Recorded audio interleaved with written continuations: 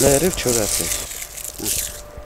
Դավիթը պատանի է ու որոշել է հողագործությամբ զբաղվել։ Առաջին անգամ փորձել է ձմերուկ ու լոլիկ աճեցնել, բայց բերքի հույս չունի, ոռոգման առուն չոր է։ Յոնջեն ընդյա չորնը, թե չկա էլի ջուր, ջրի խնդիր ահակի։ Եթե ջուրն առատ է, քարքարոտ հողն անգամ բերի է։ Որպես երրորդ բերք, սա իր չափից էլ ավել է։ Խմելու ջուրը Թալինից մեքենայով են գյուղ բերում ու վաճառում։ Ջուր չկա ոչ տան համար, ոչ տնամերձ հողի։ Էսի բայց խիղճ է։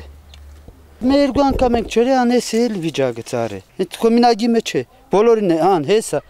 կողմ է նայեք։ Այս տարի ոչ մի բան էլ չենք քաղել, ոչ էլ օգտվել ենք, ոչ մի բանից։ Համայնքի ղեկավարը փորձում է գոնե վթարված պոմպն նորոգել, կենցաղային ջուրը վերականգնել, իսկ դաշտերի ոռոգման ընդհատումը համարում է արտակարգ իրավիճակ։ Հնարավոր է թեկուզ հրդեհ լինի, ջուր չկա, ինչ ենք անելու։ Մի հատ փոքր արտեզյան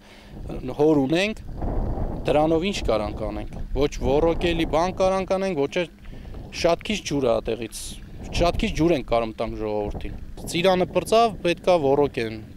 այգիները, բայց ջուր չկա։ Ջրազուր գյուղը դեռ պետք է ջրի տոնը Վարդավառը նշի, բայց որ ջուր ունենային, չորացող արտերը կփրկեին։ Հույսով ենք, որ այդ օրը անպայման ջուր կտան մեզ։